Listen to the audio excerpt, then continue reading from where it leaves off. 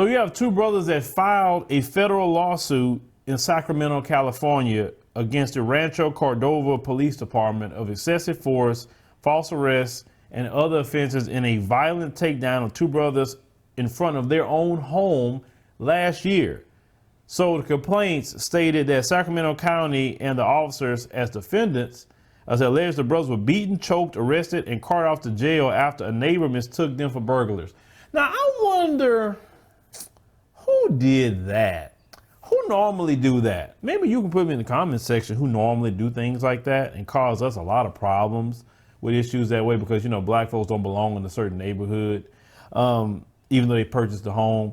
So the brothers are named Carlos and Thomas Williams. They contend they are victims of the police brutality and believe the incident, at least part, stems from the fact they're black. Of course it does.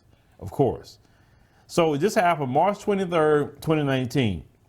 As Carlos was showing his brother a water drain he installed on a new home, then he was confronted, but a couple demanded to know what the F they were doing on the property, then accused him of trying to burglarize the place. It stated that because I didn't fit the description of maybe what should be in this neighborhood, you know, of course, you know, it should be white guy to them because they, you know, white supremacist pricks. They called 911, and within moments, the Williams brothers were surrounded by police. They say the police officers arrived at the scene and immediately drew guns, screamed profanities at the brothers, placed one in the chokehold, beat them into unconsciousness.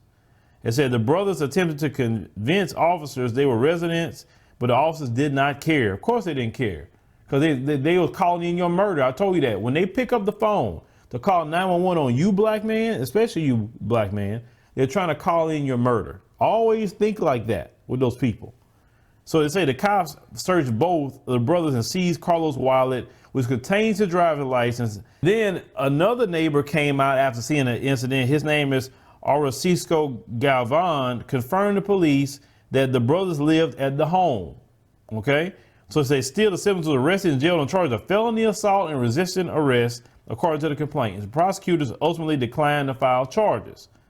So it said that their troubles didn't end there. They say, however, since the incident, the Williams brothers claim they've been the target of coordinated intimidation campaign by the police and Sacramento County Sheriff's Department, which operates Rancho Cordova Police Department under contract within the city. So the Sheriff's Department said officers follow standard protocol. Yeah, it is standard protocol. They're right. Standard protocol is to, when you hear it's two Negroes, you go out there and you go to beat them, you know, preferably if you can get away with it, to kill them. Yeah, that's standard protocol for black people. It is. It really is. Now, this is the same Sacramento, if I'm not mistaken, that killed, what's that brother? The one that ran from him in the backyard, in his own backyard? Stephon Clark, same Sacramento. So they were saying that this can be a very violent thing, having a residential burglary occurred. They try to defend this, okay? Saying people who commit residential burglaries have weapons, so it was reasonable the deputies would respond that way. No, it wasn't reasonable at all. It's reasonable when it's black men, but when it's Brad, you're like, I was called out, and you know they're saying that you really don't belong. Like I said, you got an ID, fella? You know, that sort of thing. With a black man, they come guns blazing, they ready to fight, shoot, and everything else. So it said the Deputy Grassman also claimed the men were combative and ignored deputies' commands, saying they also asked multiple times for one brother to take your hand out your pocket.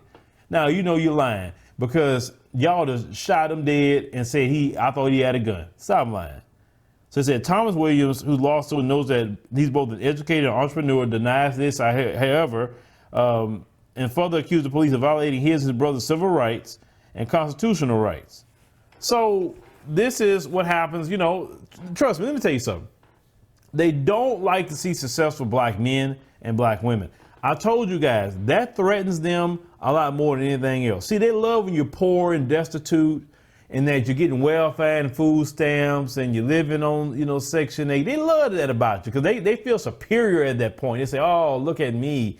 I'm so much better than them. You know, I'm better than those Negroes down there. But when they see you paying the same amount of money they can pay, paying your taxes, doing everything that they're doing, they get threatened by that. They get bothered by that. Let me tell you something. If you look at the history of the United States of America, most of the lynchings that happened were against black business owners, because every time that they look at a successful black business, they would say, oh, he uppity. He think he uppity. We're going to teach him a lesson because they work hard and pull themselves up by their bootstraps and were successful. We got to go and burn down his business and go lynch him because he thinks he's uppity. And talk to him. And even if he did think he was uppity, so what? So what? That's why this whole thing is turned upside down for them kind of people right now. The same kind of people that did this are probably scared as I don't know what right now. What's going on in this country because the whole system can't even protect them. And they'll see what time when I'm talking about. But this is what brothers have been dealing with forever. They tell you, well, don't commit crimes. Don't deal drugs. Just go to school and work hard and pull yourself by your bootstraps. And then that way nobody will tell you anything. We only complaining when you're committing crimes. Okay, these brothers not committing crimes.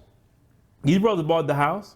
Those police wanted to do that because they could have got their driving license or whatever else they wanted to check. It's real quick. You can find out whose name a house is in because most of that is in public record. And sure, the police can get that information to find out. But they didn't want to do that. They said, ooh, they said, we get to go get two Negroes? Oh, yeah, let's go.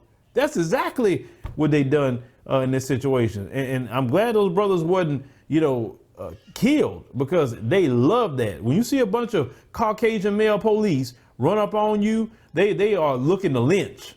That's what they hoping they can do, is lynch black men. And they don't do it with a Klan hood, they do it with a badge. But leave me a comment that knows anything about the situation with these two brothers suing, and that's rightfully so. But brothers, this is what I would say. Get your money, get it. I wouldn't even be in the state of California. Personally, that state is way too expensive. Way too expensive. You can get so much more house in the South where more of your brothers and sisters at. And also, I would take some of that money and give you some property on the continent of Africa. That way you really don't have to deal with them. Because with this coronavirus situation right now, California locked down. But, it's just the struggle of the black man and woman of America. But trust me when I tell you this, some things are definitely on the horizon to change.